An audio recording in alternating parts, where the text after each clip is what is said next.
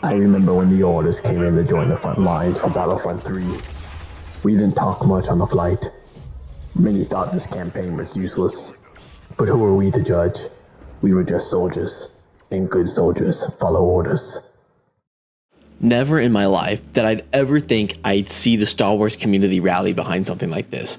I mean, I've been wanting a Battlefront 3 since the original Battlefront 2 didn't get one. After EA killed support for Battlefront 2 2017, this series was pretty much cooked. But now the community is increasing player numbers to higher levels than the game had at release. Now, I'm actually feeling a little hopeful that this could actually happen. But to truly understand why there has been such a strong resurgence in demand for Battlefront 3, let's take a look at what Star Wars Battlefront 2 EA has to offer and see why this game is making a comeback in 2025. And maybe, just maybe, might spark some interest from EA to make a sequel to this beloved game. This game gives you so many ways to play out some of the most iconic Star Wars battles from the films. Before I discuss the two main big modes, I want to give some love and time to the co-op mode. The developers added a 4-player co-op mode that you can do in all 3 eras of the Star Wars films. You can pick what faction to play on, so you and 3 other people can go up against bots and earn XP for your characters. That is right, you can grind away all your characters against bots to level up all your stuff for use in the regular multiplayer modes. This is such a nice, player-friendly thing to add to the game. They didn't have to do it, but they did, and this earns this game some major positive points. You know what else gives this game some good points?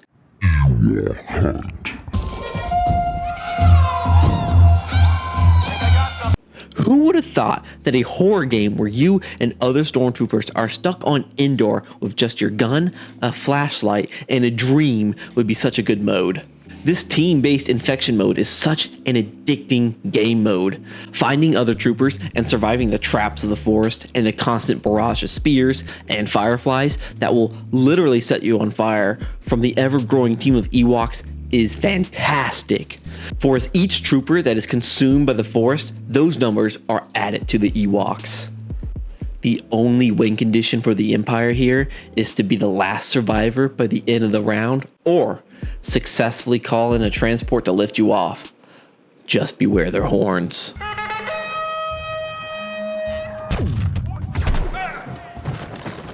Now, this is why we are really here. Large-scale sci-fi warfare.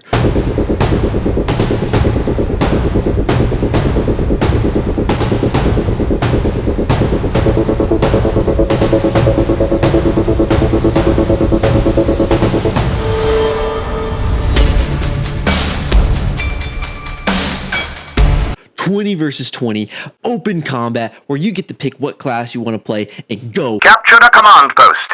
Galactic Assault and Supremacy are the modes that you'll be spending most of your time in this game.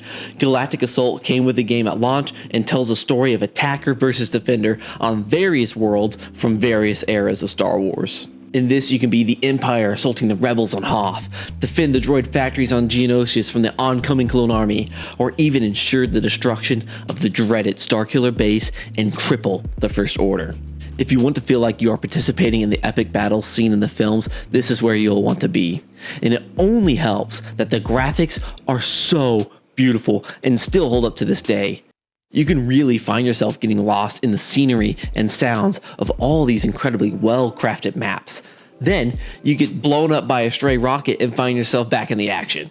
If you really want to experience the best that Battlefront 2 has to offer, you will find yourself playing the last game mode added to the game. This 20 versus 20 objective control mode will pit 2 teams to take control of 5 objectives across the map to build enough power to go and assault the enemy starship and blow it up from the inside.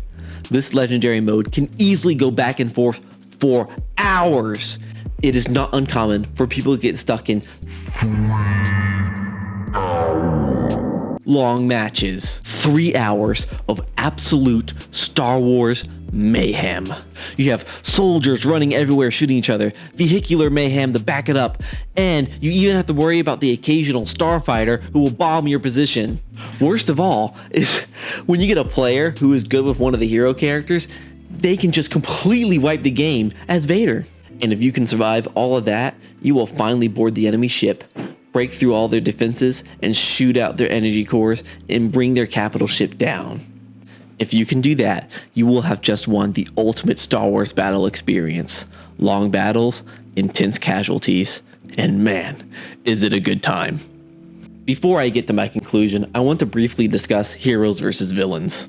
This is a simple team deathmatch mode where the objective is to drain the enemy team of all their revives first. The only difference is that instead of troopers versus troopers, it is the fan favorite titular characters of Star Wars that are pitted against each other. So you can get Vader versus Rey, Luke Skywalker versus General Grievous, or even Count Dooku versus Finn. And I just have to say, the game start animation for this mode is pretty sweet.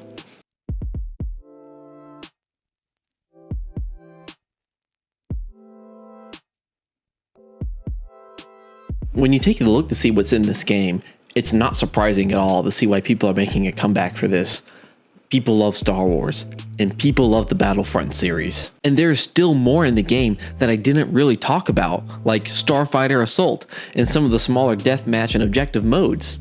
When you factor everything together, it is not surprising that people are rallying behind this game and spamming hashtag Battlefront 3. We want this series to continue and get even better.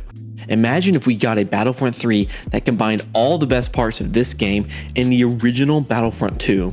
They could even give us the ground to space battles that we were supposed to get all those years ago.